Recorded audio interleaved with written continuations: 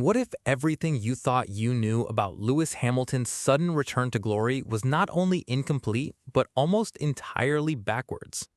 A two-time Formula One world champion just shattered the biggest talking point of the 2026 season, and the explanation he gave has nothing to do with a better engine, nothing to do with team orders, and nothing to do with any of the clickbait rumors flooding your feed. In fact, the real reason Hamilton is fighting at the front again rewrites the entire conversation about age, adaptability, and what separates an all-time great from everyone else on the grid. You're about to hear a perspective that, according to the legend himself, hardly anyone is talking about. And once you hear it, the chaos of last season will finally make sense. It was the kind of season that makes fans uncomfortable. 2025, Lewis Hamilton's debut year in Ferrari Red, was supposed to be the start of a fairy tale. Instead, it became a stress test. 0 podiums, not one. For a driver with 7 world championships, the silence after each race weekend was louder than any engine. Social media didn't hold back. Suddenly, the narrative flipped from legacy to expiration date. Comment sections filled with claims that he had lost his edge, that he was too old to match his younger teammate Charles Leclerc, that the move from Mercedes was a mistake he would never recover from. It felt like the end of an era being written in real time. But then the calendar turned to 2026, and everything shifted, not gradually, instantly. At the Spanish Grand Prix in Barcelona, Hamilton took his first victory in Ferrari colors, and it was not a lucky strategy call or a rain lottery, it was a statement. Since that weekend, he stacked 4 additional podium finishes, climbed to second place in the Drivers' Championship, and sits just 50 points behind the leader as the summer break hits. The question no one could answer was why? What changed? The car looked similar, the team was the same, the driver was a year older. That question lingered until a voice from the past stepped in with a theory so precise that it silenced the noise overnight. That voice belongs to Emerson Fittipaldi, two-time Formula One world champion, IndyCar legend, and a man who knows exactly what it feels like to be doubted because of a birth certificate. In a recent conversation with Formula1.com, Fittipaldi didn't just praise Hamilton, he dissected the situation with the clarity of someone who has lived it. And in doing so, he exposed a technical truth that changes how we should evaluate every driver on the grid this year. According to him, the 2026 regulations did something that no team principal, no engineer, and certainly no commentator had framed correctly. The cars became smaller, yes, but the critical shift is that they produce significantly less aerodynamic downforce. That might sound like a minor technical footnote. It is not. It is the entire game. Think about what high downforce means. Over the past decade, Formula One cars evolved into machines that could corner at speeds that defied physics, glued to the track by air pressure. The driver still mattered, but the window of difference between great and good narrowed because the car was doing so much work. A young charger could lean on that grip and mask tiny mistakes. An experienced veteran might not extract the last tenth if the car's philosophy didn't match his instinct. But take away that downforce, make the car lighter and more nervous under braking, force the rear end to dance on corner entry, and suddenly the filter changes. The machine asks a more honest question. How much feel do you actually have in your hands? That is the question Fittipaldi says Hamilton answers better than almost anyone on Earth. Now, you might wonder, why would a two-time champion from a completely different era have the authority to make that call? Because Fittipaldi drove cars that were far more treacherous than anything the modern grid has experienced.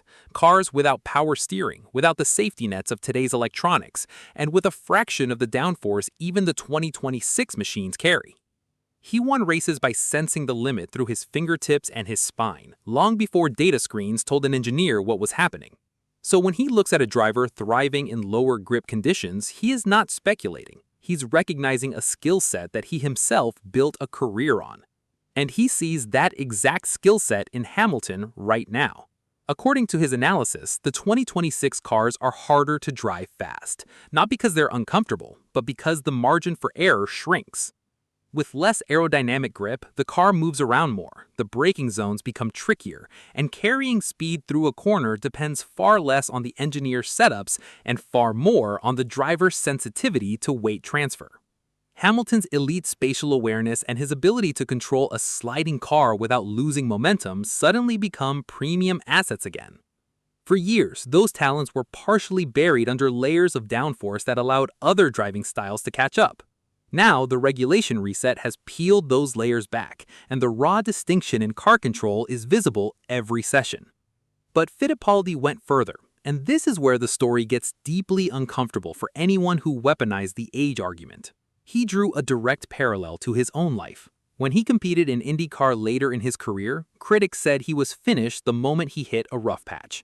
They blamed age. They ignored the reality that the car's behavior was incompatible with his natural style.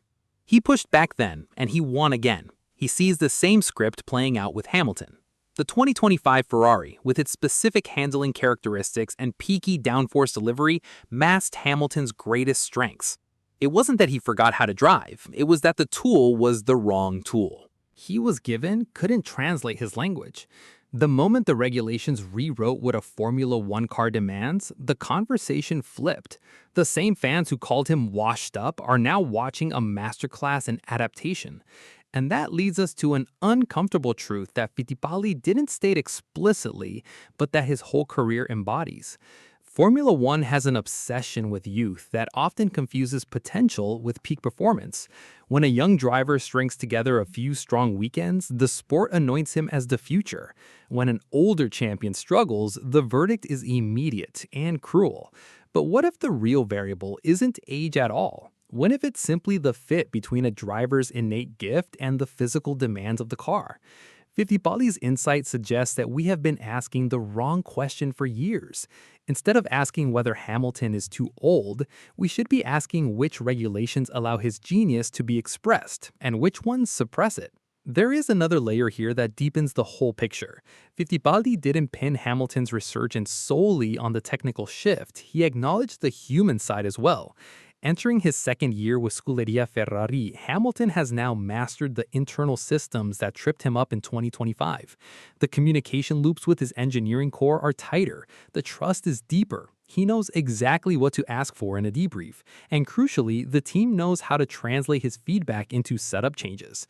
That kind of integration cannot be rushed. Even the greatest drivers need time to absorb the cultural and procedural DNA of a new team, especially one as intense and historically layered as Ferrari. The 2026 regulations may have handed him a car that suits his soul, but his own work inside the garage made sure he could exploit it immediately. But while the team integration story is important, Fittipaldi made it clear that the dominant factor, the one that hardly anyone talks about, remains the technical package. It's the smaller footprint of the car, it's the reduction in downforce, it's the increased emphasis on brake feel and trail braking mastery. And this is where the narrative takes a turn that fans of rival drivers might not enjoy. If the current regulations genuinely reward raw car control and punish reliance on aerodynamic stability, then the 2026 season isn't just a Hamilton comeback story. It's a sorting mechanism that will expose which drivers were elevated by their machinery more than anyone realized. That's a massive, season-long open loop, and we are only at the summer break. Consider what this means for the championship battle ahead. Hamilton is 50 points down, second place in the standings, with half a season to go. The leader is not invincible, and the tracks coming after the summer break include circuits known for low-grip surfaces and heavy braking zones, precisely the conditions that Fittipaldi's theory identifies as Hamilton's playground. If you're watching the rest of this season purely as a points race, you are missing the deeper drama. Every weekend is now a test of the Fittipaldi hypothesis. Every qualifying session will show us whether a field of young, hungry drivers can adapt to a car that demands old-school feel, or whether Hamilton's unique sensory toolkit will keep him on a trajectory that ends with an 8th world championship. And what about Charles Leclerc? A lot of people assume that after 2025, the internal battle was settled. Leclerc had the upper hand. He was the future. But now, with the regulation shift, the internal dynamic is more fascinating than ever. Leclerc is an extraordinary talent in his own right, but his aggressive style relies heavily on confidence in the rear end, confidence that lower downforce can erode. It doesn't mean he can't adapt. It means he now faces a teammate who has spent an entire career calibrating his senses to every possible limit condition, and suddenly the conditions are tilted toward that wisdom.